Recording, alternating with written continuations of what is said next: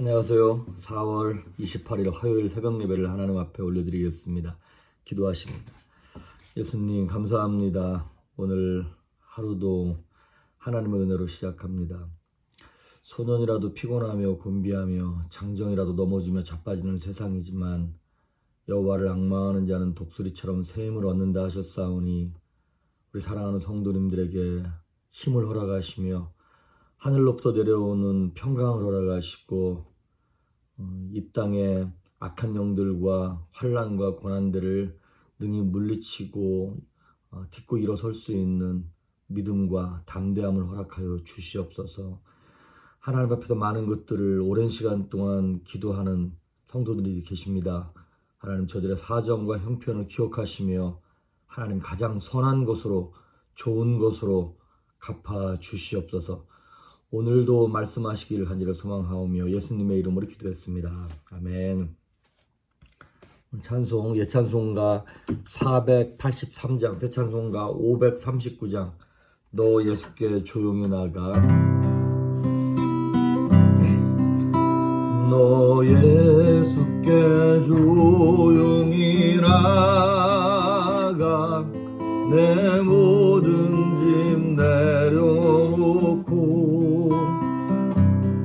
주 십자가 사랑을 믿어 죄사함을 너 받으라.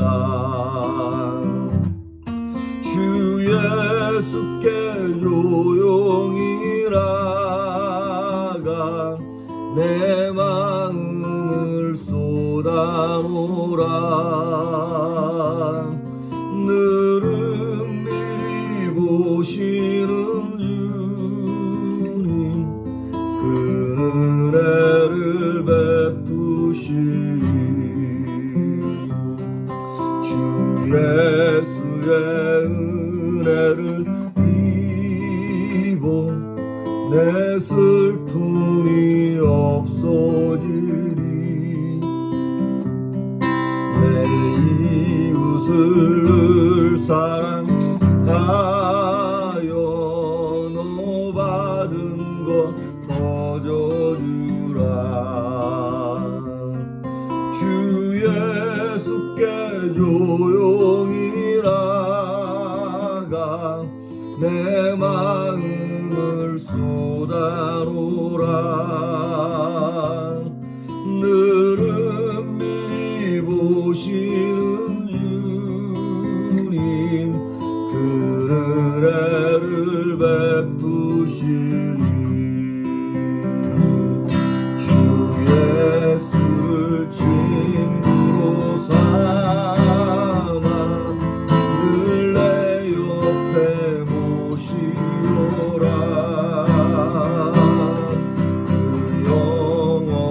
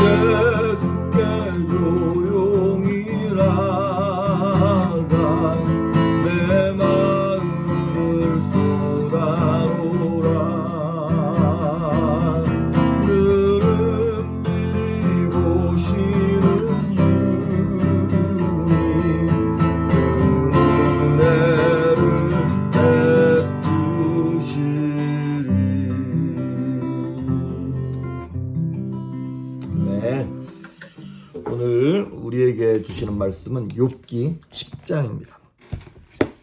욥기 10장 1절부터 12절까지만 원래는 다 읽어야겠지만 12절까지만 보도록 하겠습니다. 욥기 10장 1절부터 12절까지 봉독해 올립니다. 내 영혼이 살기에 곤비하니 내 불평을 토로하고 내 마음이 괴로운 대로 말하리라. 내가 하나님께 아뢰오리니 나를 정죄하지 마시옵고 무슨 까닭으로 나와 더불어 변론하신지 내게 알게 하옵소서. 주께서 주의 손으로 지으신 것을 학대하시며 멸시하시고 악인의 꾀에 빛을 비추시기를 선히 여기시나이까.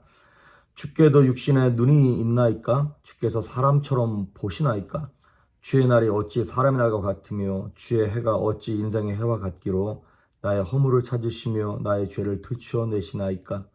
주께서는 내가 악하지 않은 줄을 아시나이다. 주의 손으로 나를 벗어나게 할 자도 없나이다. 주의 손으로 나를 빚으셨으며 만드셨는데 이제 나를 멸시하시나이다. 기억하옵소서. 주께서 내 몸 지으시기를 흙을 뭉치듯 하셨거늘 다시 나를 티끌로 돌려보내려 하시나이까. 주께서 나를 젖과 같이 쏟으셨으며 엉긴 젖처럼 엉기게 하지 아니하셨나이까. 피부와 살을 내게 입히시며 뼈와 힘줄로 나를 엮으시고 생명과 은혜를 내게 주시고 나를 보살피심으로 내 영을 지키셨나이다. 아멘. 우리 어저께 내드린 숙제는 다 하셨나요? 디모데전서 2장 5절 하나님은 한 분이시니 하나님과 사람 사이에 중보자도 한 분이시고 곧 사람이신 그리스도 예수시니라. 오늘 10장은 어제 욥의 두 번째 친구, 첫 번째는 엘리바스, 두 번째는 빌닷이었죠. 빌닷이 욥을 공격한 것에 대해서 욥이 어저께 이제 반문을 했어요. 근데 10장도 사실 계속 이어지는 내용이에요. 어저께랑 사실 내용 똑같아요. 이제 욥의 마음속에 하나님을 향하여서 막 따지고 막 그러고 싶은데 따지면 따질수록 자기 죄만 더 드러나고 하나님은 너무 전능하시고 지혜가 있으셔서 이게 속칭 우리말로 말빨이 이게 안 서는 거예요. 그러니까 욥이 결국에는 9장 마지막에 가서 나한테 나를 대신에 변론해 줄 변론자가 필요하다. 중재자가 필요하다. 그래서 어제 이제 욥기가 구약의 로마서다라고 하는 말씀을 드렸어요. 의는 없나니 하나도 없다. 그러니까 우리 의로는 안 되고 중재자가 필요한데 그분이 바로 예수 그리스도시다. 그래서 우리가 어제 나눠드렸던 숙제, 그게 디모데전서 2장 5절이 하나님과 사람 사이의 중보자도 한 분이신데 곧 사람이신 그리스도 예수란 말을 썼죠. 그 재밌는 말 있잖아요. 사람이신. 예수님은 하나님인 게 분명한데 이 땅에 사람으로 오셨다는 거예요. 왜? 저와 여러분을 하나님 앞에서 변호해 주기 위하여 대신 그분이 사람이 되셨다는 얘기입니다. 그런데 이제 어제 그 말씀을 드렸고 오늘 10장에서도 욥이 계속 탄식하는 것이 이거예요. 우리가 읽지는 않았습니다만 17절까지 1절부터 17절까지 내용이 뭐냐면 이거예요. 하나님이 인간을 창조해 놓고 손으로 흙을 이렇게 빚듯 그렇게 빚어 놓으시고 왜 우리를 또 박살내십니까? 우리를 만드셔 놓고 왜 우리를 깨트려 버리십니까? 이 얘기가 지금 계속 이어지고 있는 것이에요. 그러니까 이게 이제 어디로 들어가는 거냐면 신학적인 질문으로 들어가는 거예요. 지금까지 사실 저도 그렇고 여러분도 그렇고 인생이 대충 힘들고 좀 그냥 이렇게 업앤다운이 있으면서 이렇게 대충 가면 대부분의 사람들이 감성적으로 신앙생활하고 느낌으로 그 다음에 자신의 필과 촉으로 신앙생활을 합니다. 그런데 정말 절망으로 들어가고 고난으로 들어가고 막 인생의 밑바닥으로 내려가잖아요. 그럼 무슨 질문이 나오냐면 하나님은 누구신가?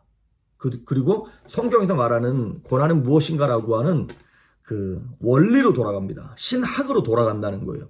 그러니까 신앙이라고 하는 감정적인 차원에서 끝나지 아니하고 그 원리와 원칙이 무엇인가를 막 따지기 시작하는 거예요. 그러니까 욥이 하나님을 향하여 하나님 좋은 의도로 우리를 창조해 놓고 왜 이렇게 우리를 힘들게 하고 어렵게 하십니까? 라고 이제 하나님의 창조의 목적, 창조의 의미가 무엇입니까? 라는 거를 막 그거를 이제 하나님께 질문하고 있는 거예요. 그러면서 오늘 3절에 보시면 주께서 주의 손으로 지으신 것을 학대하시며 멸시하시며 악인의 꾀에 빛을 비추시기를 선히 여기시나이까? 주의 손으로 지으신 것이 누구냐면 이 세상 만물이기도 하지만 욥 자신이기도 한 거예요. 하나님, 인간을 그렇게 예쁘고 멋있고 아름답게 창조해놓고 보기에 좋으셨다 그래놓고 이게 뭡니까? 라고 하는 거예요. 그런데 하나님을 향해서 이렇게 원망하고 이렇게 막 분해하면서도 여기에 욥의 신앙이 들어가 있어요. 그게 뭐냐면 하나님이 창조했다는 거예요. 하나님이 토기장이라고 하는 그 얘기는 무슨 얘기입니까? 절대 주권이 하나님께 있다는 얘기예요. 우리 이사야서 64장에도 그렇고 예레미야도 마찬가지고 이런 얘기, 이사야서 64장 8절에 여호와여 주는 우리의 아버지시요 우리는 진흙이고 주는 토기장이시니 우리는 다 주의 손으로 지은 바 되었습니다. 이런 말이 나와요. 주는 토기장이, 우리는 진흙이라는 얘기예요. 근데 그 얘기가 오늘 10장 3절만 나온 것이 아니라 8절에도 한번 보십시오. 주의 손으로 나를 빚으셨으며 만드셨는데 하나님이 나를 지었다는 거예요. 9절 기억하옵소서 주께서 내 몸 지으시기를 흙을 뭉치듯 하셨거늘. 이거는 역설적으로 지금 욥이 하나님 앞에 막 따지면서도 또 한편으로는 하나님을 신뢰하는 거예요. 왜? 하나님이 창조주고 하나님이 절대 주권을 가지고 계시기 때문에 끊임없이 간섭하시는 하나님의 주인 되심을 알기 때문에 하나님 왜 이렇게 된 건가라고 그분에게 계속 질문하고 있는 것입니다. 그러면서 이제 10절, 11절, 12절 그 얘기는 무슨 얘기냐면 하나님 나를 이렇게 만들어 놓고 나를 보호하지 않았습니까? 나를 지키시고 내 영을 지켜주시지 않았습니까? 라고 하나님께 반문하는 거예요.